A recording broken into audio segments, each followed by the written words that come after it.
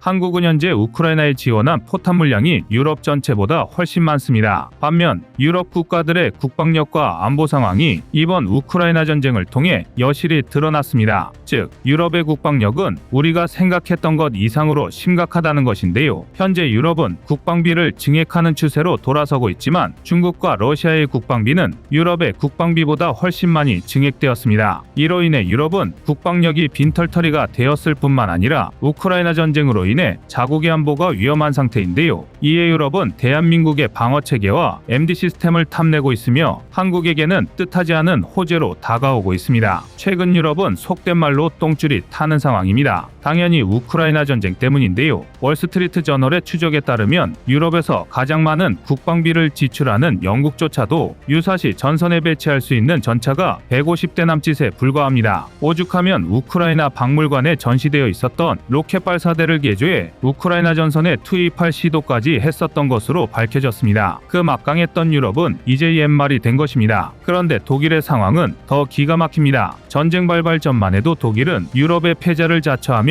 떵떵거렸지만 우크라이나 전쟁 단 2년 만에 고작 이틀치의 탄약을 남기고 죄다 소진해버렸습니다. 이는 정말 어이가 없는데요. 이렇게만 말씀드리면 우크라이나가 유럽의 국방력을 빨아들이는 블랙홀처럼 느껴지실 겁니다. 하지만 실상은 그렇지 않습니다. 지금 유럽은 온갖 앓는 소리를 내고 있지만 정작 유럽 전체보다 대한민국이 우크라이나에 지원한 포탄 물량이 훨씬 많습니다. 물론 유럽 국가들도 자신들의 변명을 합리화하는 것을 이해 못하는 것은 아닙니다. 생산 물량이 족족 우크라이나로 빠져나가다 보니 끊임없이 소비만 계속한 탓도 있지만 아무리 이를 감안해도 지금 유럽의 상태는 심각합니다. 오히려 우크라이나 전쟁으로 인해 안보를 내팽개친 유럽의 민낯이 드러난 것에 지나지 않습니다. 어차피 유일무이한 초강대국인 미국이 있는데 굳이 돈 먹는 아마인 국방력의 예산을 투자할 생각을 하지 않았던 것입니다. 그야말로 스스로 불러온 재앙인 셈인데요. 실제로 나토의 공식 자료에 따르면 냉전 이후 유럽의 국방비 지출 평균 금액은 연간 경제 생산량의 고작 1.3%에 불과했습니다. 이게 왜 말이 안 되는 금액인지는 대한민국 국방비를 보면 알 수 있는데요.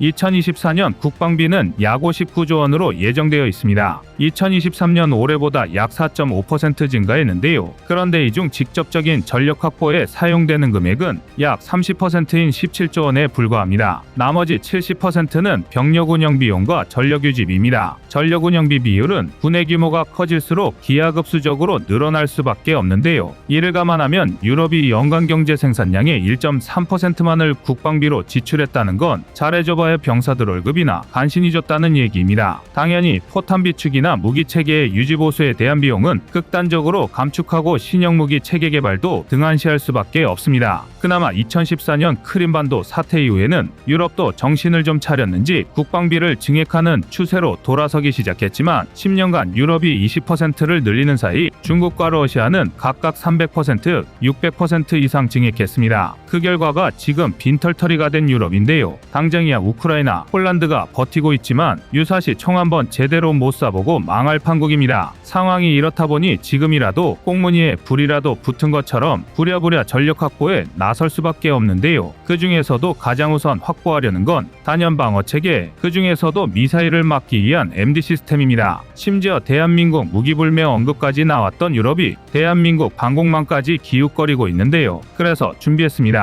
오늘은 유럽이 대한민국의 MD 시스템을 탐내는 이유에 대해 알려드리겠습니다.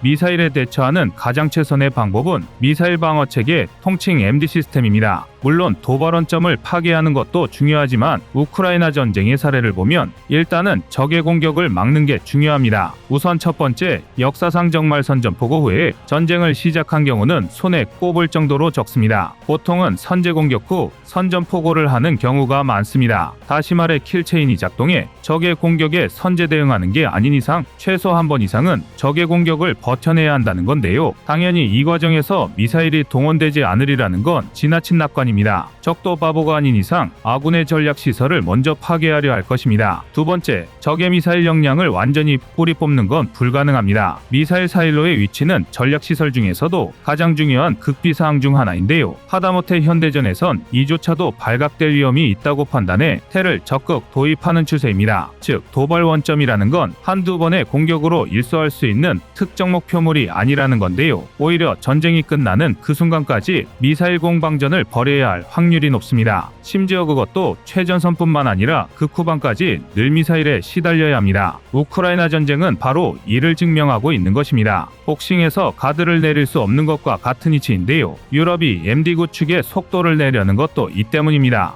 일단 적의 펀치를 버틸 수 있어야 미국의 군사적 지원을 기다리든 군을 재정비해 반격을 가하든 가능하기 때문입니다. 더군다나 블라디미르 푸틴은 역사상 단 한 번도 경험해 보지 못한 걸 겪게 해주겠다고 으름장을 놓으며 핵탄두 탑재가 가능한 아방가르드 극초음속 미사일을 지하발사 시설에 배치했다고 경고했습니다. 좋든 싫든 유럽이 똘똘 뭉쳐 MD 시스템을 구축해야 할 판인데요. 그런데 여기서 문제는 현재 유럽의 MD 시스템이 처참한 수준이라는 것입니다. 일례로 현재 가장 성공적인 MD 시스템을 구축한 나라는 단연 미국입니다. 포괄적인 의미에서 MD 시스템은 단순한 요격 미사일이나 방공망이 아니라 영역의 개념에 가깝기 때문입니다. 다시 말해 넓고 다층적인 방어망을 구성할수록 요격 성공률이 높은 훌륭한 MD 시스템이라고 할 수 있는데요. 미국의 MD는 제한적이긴 하지만 대한민국의 참여로 완성됩니다. 2002년 조지 워싱턴 부시 행정부에서 시작된 미국의 MD 개념은 미국 국토를 방어할 수 있는 국가미사일 방어체계 통칭 NMD와 세계 곳곳에 배치되어 미군과 동맹국을 방어하는 전형 미사일 방어 TMD를 융합한 확장 NMD를 의미합니다. 사드 역시 확장 NMD의 일환인데요. 왜 우리가 미국을 위해 미사일을 막아줘야 하냐고 생각하실 수도 있지만 대한민국 국내에 배치된 사드는 우리 군에 부족했던 40에서 150km의 고고도 범위를 방어하기 위한 것입니다. 오히려 남는 장사라고 할 수 있는데요. 더군다나 미국의 확장 NMD는 ICBM으로부터 미본토를 방어하는 동시에 TMD를 배치해 지역적 차원의 단거리, 중거리 미사일을 배제하고 동맹국의 안전을 확보하는 게 목표입니다. 사드 배치를 탓해야 하는 건 미국이 아니라 제한적이나마 미국의 TMD를 받아들일 수밖에 없게 만든 중국과 러시아의 위협을 비난해야 합니다. 이미 배치가 된 이상 우리는 최대한 중립적인 이치를 고수하며 양쪽에서 이득을 챙겨야 하는데요. 이미 대한민국은 미국, 일본과 미사일 경보를 실시간으로 공유하는 시스템을 구축했습니다. 이른바 링크 16인데요. 이 덕에 한미일 3개국이 중국과 북한, 러시아의 미사일 표적 탐지부터 좌표 확인까지 전방위에서 유기적인 연계가 가능해졌습니다. 이처럼 MD는 특정한 나라만 구축한다고 끝나는 게 아닙니다. 효과적으로 적의 미사일을 방어하기 위해선 여러 나라가 다층적인 방공망을 구성해야 합니다. 특히 유럽처럼 거대한 대륙의 여러 나라가 밀집한 형태일수록 다층적인 여러 겹의 방공망이 필요한데요. 미사일 요격은 미사일을 탐지하고 추적하는 것이 핵심입니다. 이를 위해 극초단 파레이더, 위성 기반의 감시체계 등을 활용하여 미사일 발사의 초기 단계부터 탐지하고 추적합니다. 다양한 센서들의 정보를 통합하여 정확한 미사일 위치 및 행동을 확인하는데요. 당연히 다각적인 정보가 다량으로 제공될수록 정확도는 높아질 수밖에 없습니다. 이 과정에서 커뮤니케이션 및 네트워크 통합이 필요하다는 건 두말할 필요도 없는데요. 피날레인 요격 미사일은 MD 시스템의 극히 일부분에 불과합니다. 중요한 건 얼마나 정확히 보느냐인 것입니다. 이는 미사일 요격을 위한 3가지 단계 상승, 비행, 종말 단계 요격에서도 드러나는데요. 예를 들어 유럽의 다층적인 MD가 구성된 상황을 가정하고 러시아가 칼리닝그라드에서 프랑스를 향해 ICBM을 발사하는 상황을 대입해봤을 때 가장 이상적인 건 폴란드가 미사일 발사 직전에 텔을 파괴하거나 상승 단계에서 요격에 성공하는 것입니다. 하지만 이게 실패하면 남은 기회는 외기권 방어로 넘어가는데요. 이때 독일의 이지스함, 이탈리아의 추적위성들이 계속해서 러시아의 ICBM을 추적하며 탄도 궤도를 예측하고 유럽 각국이 SM-3 등을 이용해 요격을 시도합니다. 하지만 쉽지는 않을 텐데요. 러시아의 ICBM이라면 미르보 형식의 탄도를 탑재했을 가능성이 높기 때문입니다. 그래도 다행히 디코이는 전부 처리할 수 있었는데요. 러시아 ICBM이 대기권에 재돌입하는 즉시 프랑스에 배치된 사드가 작동하며 마지막 탄도를 요격할 것입니다. 왜 여러 겹의 방어망이 필요한지 감이 오실 텐데요. 게다가 방패가 두꺼워지면 창이 더욱 날카로워지는 원리대로 MD가 발전할수록 탄도미사일의 회피기동 역시 발전하고 있습니다. 앞서 말씀드린 디코이뿐만 아니라 비행 경로를 어지럽게 만들어 궤도 예측에 시간이 오래 걸리게 만들거나 대기권 내에서 고도 변화, 비행 속도 조절, 전자전 공격 등